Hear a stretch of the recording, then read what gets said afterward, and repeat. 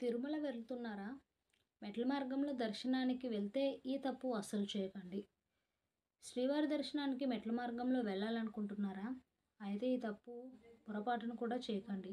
ఈ తప్పు చేశారంటే స్వామివారి దర్శనం చేసుకున్నా మీకు ఆ స్వామి ఆశీస్సులు మాత్రం అస్సలు ఉండవంటున్నారు పండితులు.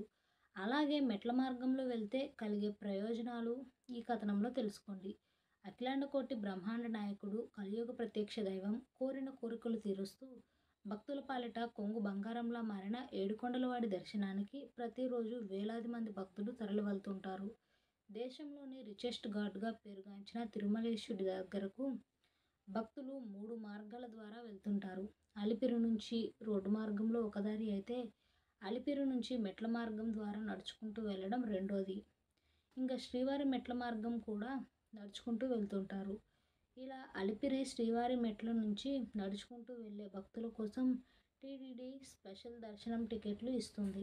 ఈ టోకెన్లు తీసుకొని వెళ్ళిన భక్తులకు శ్రీవారి దర్శనం త్వరగా అవుతుందని చెప్తుంటారు. అయితే ఇదంతా భౌతికంగా జరిగేది మాత్రమేనని, మెట్ల మార్గంలో వెళ్ళే భక్తులకు తెలియని సూక్ష్మమైన విషయం మరొకటి ఉందని పండితులు చెప్తున్నారు.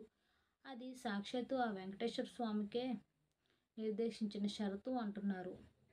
అందుకే మెట్ల మార్గంలో వెళ్ళే భక్తులు సంపూర్ణంగా స్వామి దర్శనం కావాలంటే ఆ శ్రీనివాసుడు నిర్దేశించిన షరతు పాటించాలంటున్నారు. అలిపిరి శ్రీవారి మెట్ల మార్గంలో వెళ్ళే భక్తులకు కంటికి కనిపించని అద్భుతం జరుగుతుందట. ఈ 2 మార్గాల్లో ప్రతి మెట్టుకు ఇరువైపులా 2 వైష్ణవ దూతలు ఉంటారట.